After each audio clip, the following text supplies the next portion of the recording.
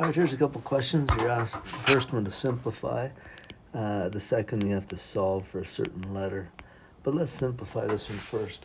To do this, the first thing you'd want to do is you see a divide, so you change that to times and flip the second one over, which you've done. Perfect. Now what you want to do is factor each one of these expressions. So the first one there, two numbers that multiply to 28 and add to 3, probably 7 and 4, hey? So a plus 7, a minus 4, over the bottom one, two things that multiply to 4 and add to 5 would be 4 and 1. So a plus 4, a plus 1, times.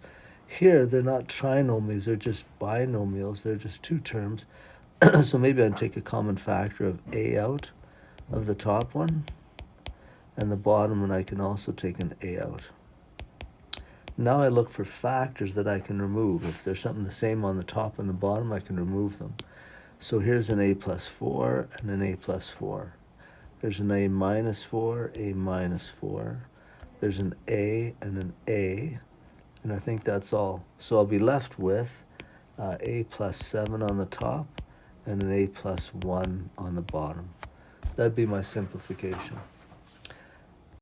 Now the next question, you're asked to take this formula, which is, I think, finding the area of a parallelogram, yeah, or some kind of trapezoid. Okay, and they say solve it for B1. So I have to get B1 on a side by itself. So I have to get rid of this one, and I have to get rid of that one. First thing I would do is get rid of this one that's outside of the bracket. So to do that, let me just write the whole thing again. B1 plus B2. I'm going to take and I'm going to multiply this side by 2.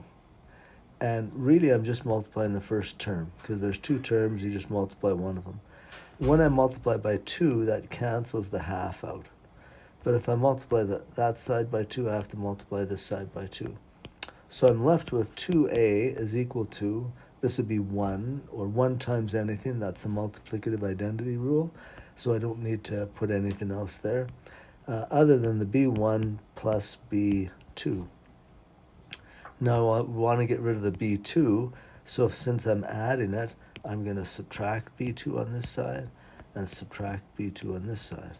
So these cancel out, leaving me with only b1 on the right, and then on the left I'll have 2a minus b2. And that would be solved for B1. All right, hopefully that helps you with those few questions. Oh, I missed an H in that one. Whoops. I missed an H. Let me redo it. A equals 1/2 H times B1 plus B2. Okay, so I have to get rid of this, this, and this. So let's get rid of the half first. So I'll times it by 2 and times this by 2. So 2a equals h times b1 plus b2. Now to get rid of the h, since it's multiplied on that side, I'll divide this side by h, divide this side by h. So that'll leave me with 2a over h equals b1 plus b2. And now, again, like I did over there, I'll subtract b2 here and subtract b2 there. So it'll be 2a over h minus b2 equals b1.